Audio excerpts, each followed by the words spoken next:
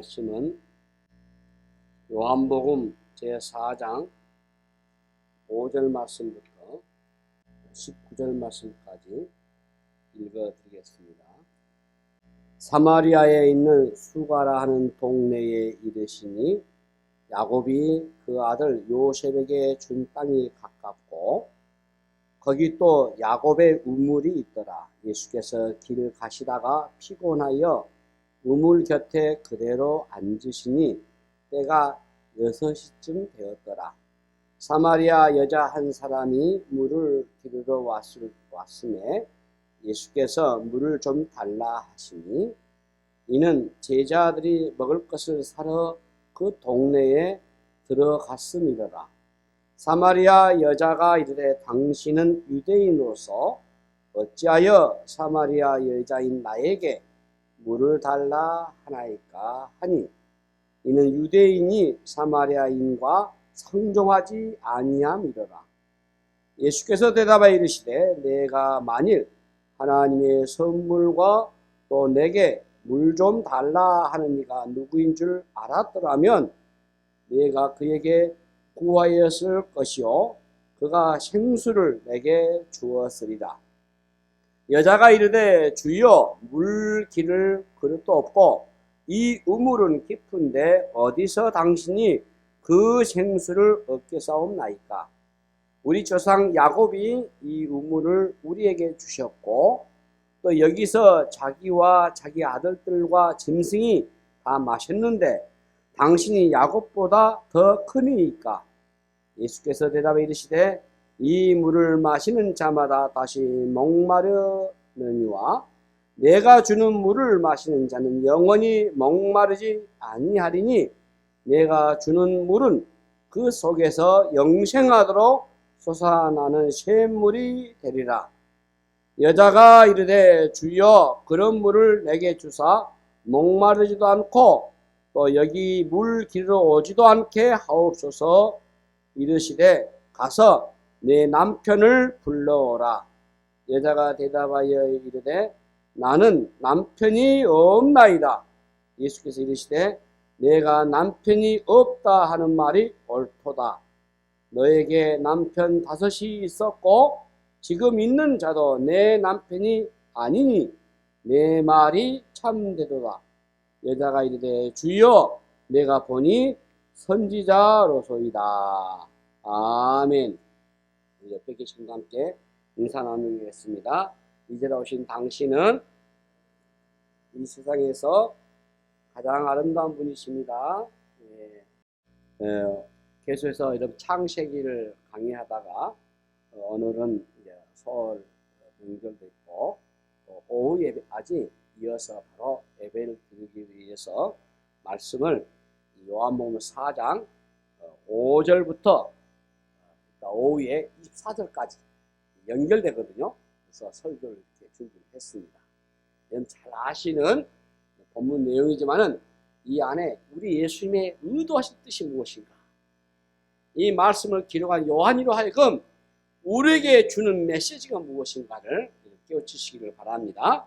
오늘 우리의 본문은 이 수가성의 야곱의 우물가에서 일어난 사건입니다. 일반적으로 유대인들은 사마리아 지역을 방문하지 않습니다.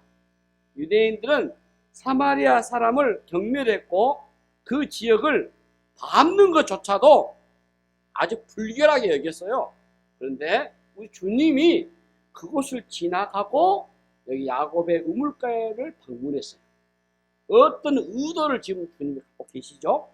주님이 그곳에 도착하자마자 사건이 벌어졌습니다. 그때 시간이 정오입니다. 이 팔레스타인의 한낮의 태양은 굉장히 뜨거워요. 당연히 인적이 드문 시간입니다.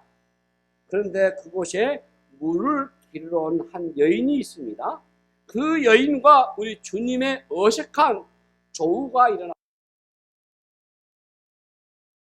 주님께서 먼저 그녀에게 말을 거셔요.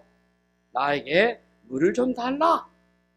주님은 무척 목이 마르셨던 것 같습니다. 그러나 주님은 자신의 목마름보다 더 목마른 이 여인에게 관심이 있어요. 대화는 동문서답처럼 진행이 되죠. 자연스러운 그 대화 속에서 여인은 자석에 이끌리듯이 빨려 들어갔어요. 대화는 점점 깊어졌고 이 여인의 속마음이 조금씩 드러나기 시작했습니다. 여인이 아직 마음에 깊은 것을 꺼내놓지 않았지만 그녀의 가슴 안에 담긴 한을 주님은 아신 거예요. 그녀의 아픔이 점점 스며옵니다. 스물스물 나오죠. 그 아픔은 어떤 형태든 간에 나오게 돼 있어요. 그녀의 가슴 속에는 분노와 증오심과 절망감과 자괴감 같은 것들이 있어요. 일상에서 우리가 만난 사람들도 이와 비슷하지 않을까요? 꺼내놓지 않았을 뿐인지 상처와 아픔이 쌓여있고 그걸 아무도 몰라요. 그 상처를 잘못 건드리면 터지게 되어 있습니다. 이 내면 안에 화약과도 같아요. 우리는 상처 입은 영혼에게 쉽게 접근하다가 더 큰 상처를 입힐 때가 많아요. 생각 없이 내뱉은 한마디가 더 깊은 상처를 입게 되게 여러분들이 어설픈 접근은 금물입니다. 함부로 말하지 마세요. 여러분들이 위로해 주겠다고, 치료해 주겠다고, 여러분들이 해결해 야겠다고 그러지 마세요. 자, 우리 예수님은 이 영혼을 어떻게 대하고 있는 것인지 잘 알고 계세요.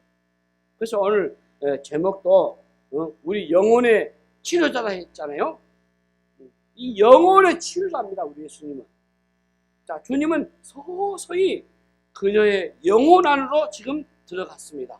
자, 서로 대화가 깊어졌고 마침내 이 여인의 마음의 문이 열리고 그야말로 무장이 해제된 것 같습니다.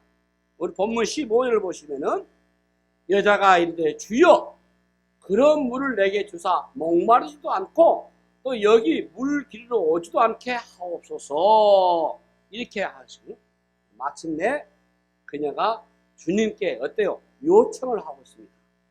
제발 좀 살려달라 그 말이에요. 네. 더 이상 부끄러지 않아요. 그동안 감정을 억누르면서 그야말로 투명 인간처럼 살아왔고 말이지. 누구에게도 자신의 아픔을 꺼내놓지는 않았어요. 아무렇지도 않는 것처럼 행동했잖아요. 그럴수록 우리의 내면은 참담하게 무너졌어요. 주님은 지금 이 순간을 놓치지 않았어요. 자존심을 내려놓고 힘겹게 도움을 요청하는 이 여인에게 당장 답을 주지는 않습니다. 여기서 주님의 지혜가 번뜩거리죠. 문제를 너무 빨리 해결하다 보면은 언젠가는요 다시 그게 원점으로 되돌아가 버려요. 그래서 과정이 필요한 거예요. 자, 우리의 인생에 쌓인 문제들을 하나하나 사연이 있을 것이고 역사가 깊습니다. 표면적인 것만 다루고 넘어가면 곤란해요. 이 영혼의 깊은 부분까지 다루셔야 돼요. 주님은 문제의 핵심을 지금부터 다루기 시작합니다. 마침내 주님이 그녀에게 가서 네 남편을 데려오라 이렇게 말씀하십니다. 이것은 그녀가 지금 피하고 싶은 과거이고 누군가가 건드리면 폭발하는 부분이에요. 대개는 과거의 어떤 상처들을 꼭 숨겨두고 살고 심리적인 억압을 합니다. 아직 처리되지 않는 그런 감정의 응어리라고 할 수 있어요. 그것은 그녀에게 수치스러운 과거였습니다. 자신의 인생을 실패로 몰아가게 하는 과거를 더 이상 기억하고 싶지 않지요. 이 정오의 시간에 야곱의 우물을 찾는 것도 사실은 누구와 만나고 싶지 않았기 때문에 이 시간 찾아온 거예요. 자신이 숨겨둔 그 아픔을 건드지 않을까 하는 두려움이 왜 없겠습니까? 그런데 주님이 지금 그 아픈 곳을 건드리고 계십니다. 주님은 이 여인이 피할 수 없는 상태로 몰아가고 있어요. 마치 의사가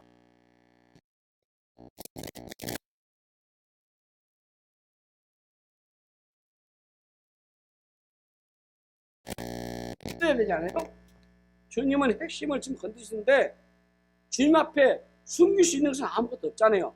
가서 네 남편을 불러와라. 주님은 이 여인의 5번의 결혼 실패를 이미 알고 계셔요. 우리는 사람들을 볼 때 겉으로 드러나는 누군가가 소리를 지르면은 왜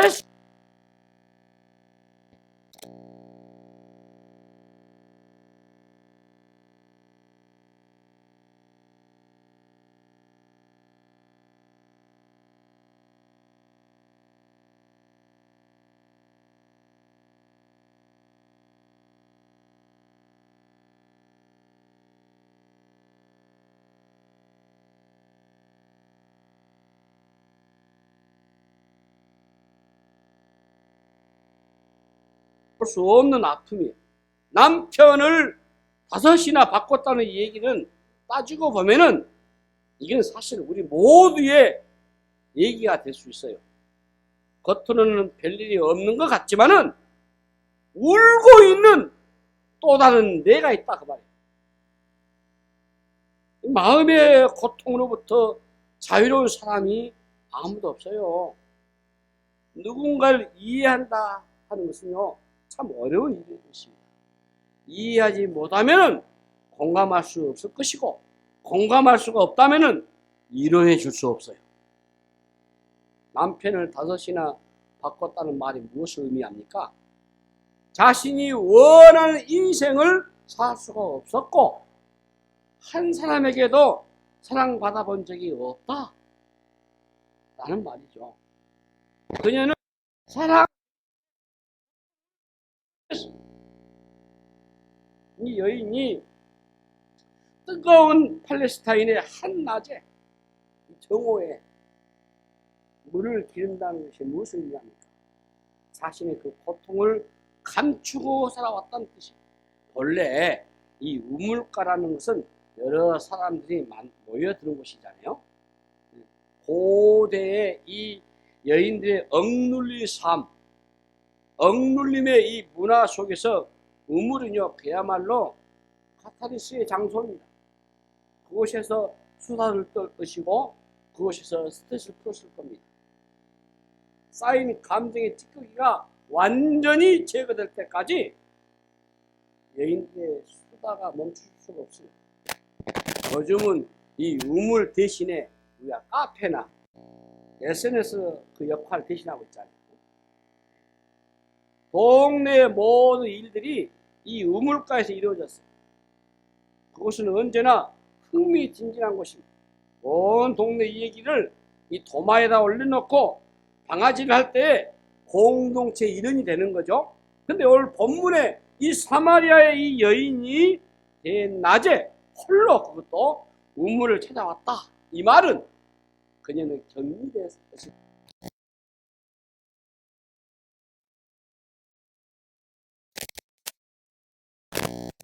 스스로 그래서 사람들을 피해 다녔어요.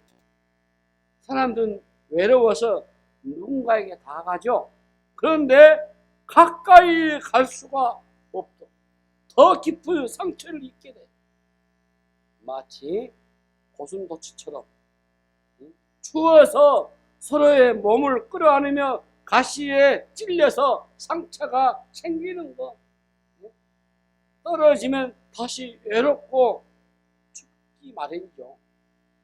우리는 인간관계가 서투르기 때문에 상처를 주고 또 상처를 받을 때가 있어요. 그럼에도 우리는 이 공동체 속에 있어야 해요. 사람에게 상처받기도 하겠지만 또한 사람을 통해서 우리가 치유를 받아야 하기 때문에 공동체는 반드시 필요합니다. 필요하거든요. 근데 상처 입은 영혼들은 사람을 피해. 별것 아닌 것에 매우 예민하게 반응하게 되고, 다른 사람들은 그냥 넘어간 일인데도 불구하고 자꾸 이게 마음에 걸려요. 왜? 상처 때문에. 오늘 본문의 이 여인은 지금 우물가에 사람만 모여 있어도 어땠습니까? 겁이 덜컥 났을 겁니다. 모두가 자기 얘기를 하려고 모였다라고 생각하지 않겠습니까? 예민하게 반응하다 보면은 자연히 사람들과 멀어지게 됩니다. 그러면은 사람들과 깊은 관계를 맺지 못하게 돼요. 인간 관계를 가지긴 하겠지만 결국 거리를 두기를 선택합니다. 사람을 사귀어도 적당한 거리를 두고 사귀어버려요. 하지만 사람은 이 관계 속에서 성장하게 되고 변화를 경험하면서 치유도 경험하게 되거든요. 좋든 싫든 간에 인간 관계 안으로 이게 들어가야 돼요. 관계 안에서 건강한 삶을 살 수 있기 때문에 그렇습니다. 그런 의미에서 이 공동체는 선택이 아니고 필수적이에요. 그래서 사람은 사회적 동물이에요. 인간은 혼자 살 수 없는 존재입니다. 그렇게 하나님께서 그렇게 만들었어요. 절대 사람은 혼자 살 수 없어요. 그래서 사회적 동물이고 정치적 동물이 되는 겁니다. 이 여인은 지금 이 공동체 없이 혼자 고립되어 있어요. 애로운 섬이 되어 있다 그 말이에요. 어리동과 계속해서 도망을 치며 살아왔어요. 자신의 수치가 드러날 것 같은 두려움이 그렇게 만들어버렸어요. 주님은 그녀의 과거를 소환하고 있습니다.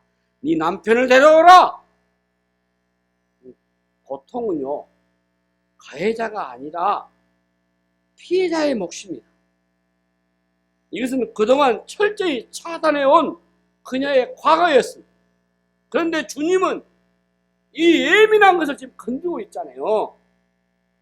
어떻게 보면 참 가혹해 보여요. 그러나 이걸 드러내지 않으면은 치유가 될 수가 없어요. 드러내고 싶지 않아도 이걸 드러낼 수밖에 없어요. 그녀는 자신의 수치를 대담하게 지금 드러내고 있습니다. 나는 남편이 없나이다. 자, 이 여인의 진실한 고백을 하죠. 이 말은 지금 마음을 이제 열었다라는 증거입니다. 아마 이런 깊은 얘기를 누구에도 해본 적이 없을 것입니다. 그녀가 전혀 알지 못한 이 유대 남자에게 자신의 비밀을 털어놓았다고 하는 것은 여러분 무엇을 의미하겠습니까? 자신과 대화를 나누고 있는 이분이 보통 분이 아니라는 것을 그녀가 알기 시작한 겁니다. 자신과 마주하고 있는 이분이 자신의 모든 것을 알고 있고 꿰뚫어 보고 있다라는 것을 이 여인이 안 거예요. 우리는 나 자신을 잘 알고 있다라고 생각할지도 모르겠습니다. 물론 나를 내가 알지 누가 알겠습니까? 그러나 나보다 더 나를 잘 아시는 분이 계셔요. 그분이 바로 우리 주님이십니다. 여러분들이 나를 내가 잘한다 라고 아무 장담하지만은 여러분보다 훨씬 더 잘 아시는 분이 주님이시죠. 이 사마리아 여인이 지금 만난 그분이 바로 우리 예수님이시잖아요. 그녀는 더 이상 자신을 숨길 수가 없다고 하는 것을 알았어요. 예수님은 보통의 유대인과 달랐습니다. 그녀를 경멸하지 않았고 어떤 경계심도 느낄 수가 없었어요. 상처에다가 소금을 뿌리는 분이 아니었다 그 말이에요. 저도 여러분들께 경계해 준 것은 우리가 치료하겠다, 해결하겠다, 그 문제 해결했다 해가지고 여러분들이 이 얘기 들어보면서 소금 뿌리지 마라 그 말이에요. 상담은 반드시 내담자에게 들으셔야 돼요. 자기 말 하지 마라 그 말입니다. 내 경험이 어떻고 내 지혜가 어떻고 그러면 상담할 수 없어요. 치유될 수 없어요. 상담의 제 이론칙이 듣는 거예요. 그리고 그분 편에서 얘기를 해야 돼요. 그래야 그를 속마음 끄집어낼 수 있지, 치유가 될 수 있지. 자기만 하면은 그 전혀 상담 안 돼요. 주님은 우리의 상처에다가 성 뿌린 분이 아니셔요. 무섭게, 뚜하게 다가오신 분이 주님이셔요. 그래서 이 주님을 만난 사람만이 스스럼 없이 자기의 속내를 다 드러낼 수 있는 거예요. 회복이 되고 치유되지 않으면은 이런 얘기를 터놓을 수가 없어요. 우리 주님을 통해서 배우게 된 게 무엇입니까? 상처 입은 영혼에게 다가가는 모습, 영혼을 읽는 태도가 우리가 배울 필요가 있어요. 영혼을요, 읽은 눈이 있으셔야 됩니다. 겉으로 표현하지 않는 것까지 들을 줄 아는 그런 눈이 필요해요. 겉으로는 멀쩡해 보이겠지만은 안으로는 울고 있는 영혼들이 얼마나 많은지 몰라요. 외모만 보면 안 돼요. 표정과 그 그분의 감정까지 읽으셔야 돼요. 예. 대개는 자신의 영혼의 아픔에 질륜을 살아가죠. 이 갈증을 가진 상태로 살아가는 겁니다. 위로를 받고 싶어도 위로받을 것이 없어요. 마음 놓고 자신의 아픔을 얘기할 수 있는 곳과 대상이 없어요. 그래서 사람들은 속으로 울고 있단 말이죠. 우리 주님의 영혼의 진정한 치유자입니다. 주님은. 그리고 한 영혼에 집중하신 분이셔요. 주님의 사역이 만만치 않죠. 늘 반대자들에게 둘러싸여 있잖아요. 주님의 몸은 지쳤을 것이고 유대인으로서 이 사마리아에 가는 것도 만만치 않은 일이죠. 종교적으로, 인종적으로, 사회적인 관습의 벽을 뛰어넘었어요. 무엇보다 상처가 깊은 한 여인에게 다가간다고 하는 것은 그렇게 쉬운 일이 아니에요. 그럼에도 주님은 이 한 영혼에게 집중을 하고 계세요. 주님은 종교 사업을 하러 오신 분이 아니시잖아요. 오늘날 세상은 모든 게 상품화되고요, 기능화되고 비인격화되어 있어요. 교회도 저는 마찬가지라고 봅니다. 큰 교회든 작은 교회든 간에 우리가 사역할 때 숫자에 매몰되지 않으셔야 돼요. 주님처럼 한 영혼에 대해서 관심을 가지시고 다가가려고 하는 노력을 멈추지 않으셔야 돼요. 여러분, 주님은 우리의 구원자이시고 동시에 치유자가 되셔요. 누구나 한 번쯤 우리 주님과 1대1로 만나보는 그런 내밀한 시간이 반드시 있으셔야 할 것입니다.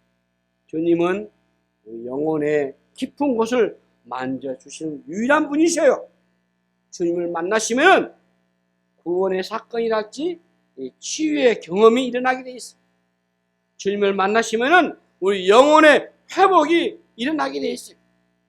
그때 새로운 삶이 시작되고 우리 영혼은 눈을 뜨게 되는 새로운 시선을 가질 수 있습니다.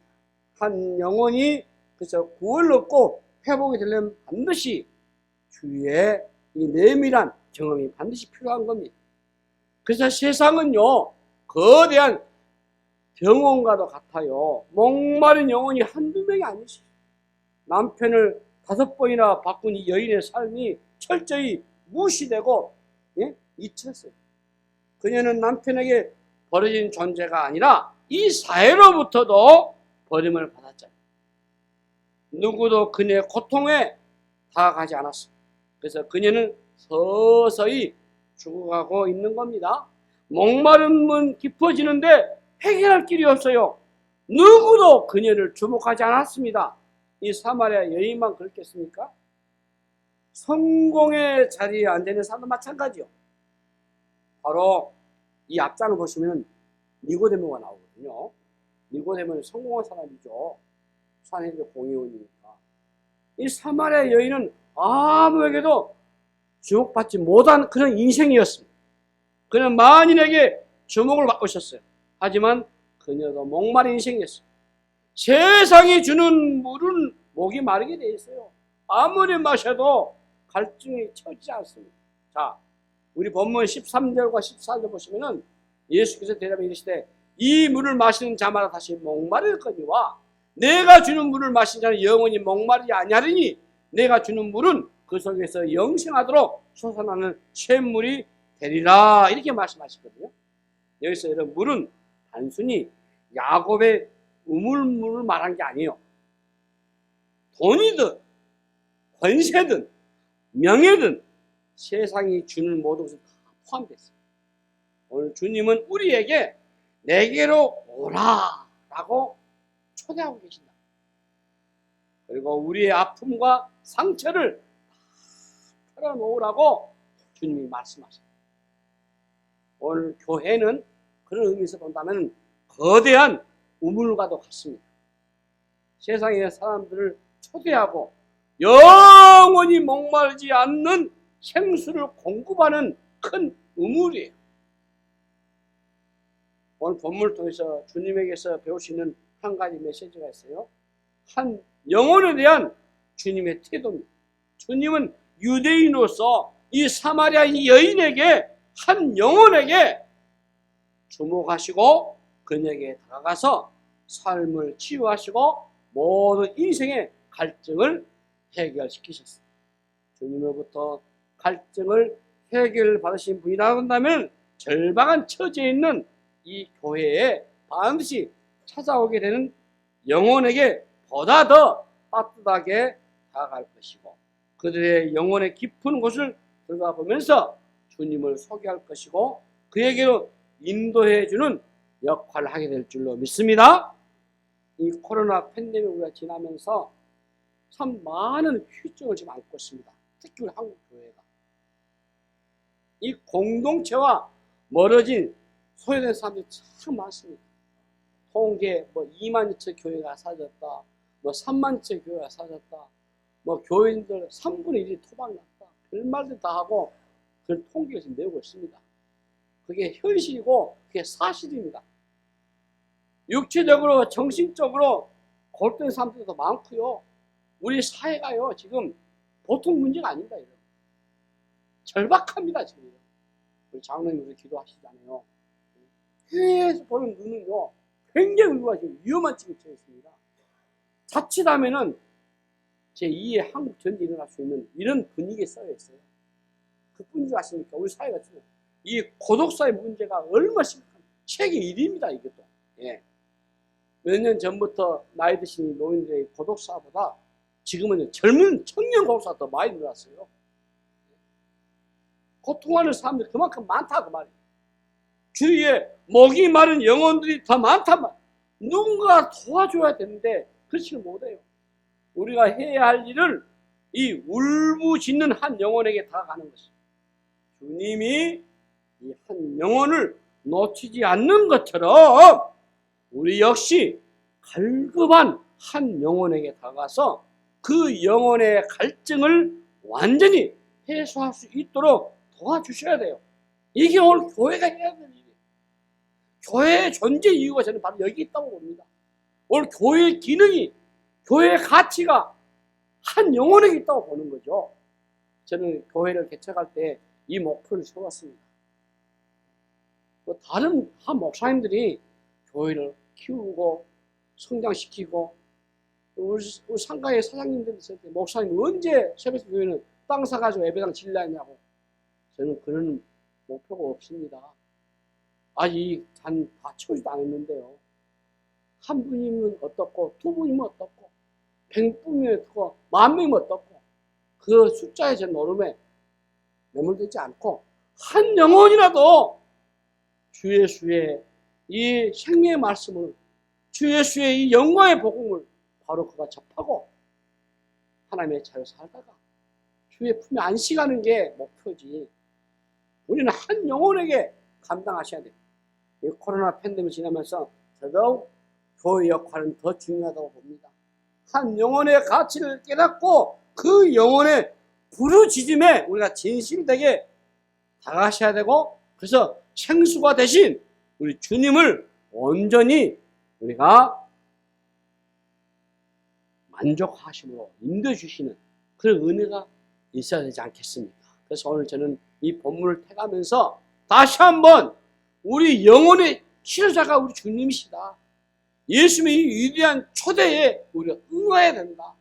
우리 주변에 아직도 줄로 알지 못한 많은 영혼들에게, 혹은 잠시 여러 가지 형편과 처지로 쉬고 있는 계신 분이 계신다면, 여러분들이 그들에게 주님의 심정으로 찾아가서 다시 그를 초대해, 주의 교회에 다시 초대해서 우리의 영혼의 치유자 되신 예수님을 만날 수 있도록, 그래서 예수님의 치유함을 받을 수 있도록 저와 여러분이 힘을 쓰는 그 은혜가 되시기를 주님의 이름으로 축복합니다.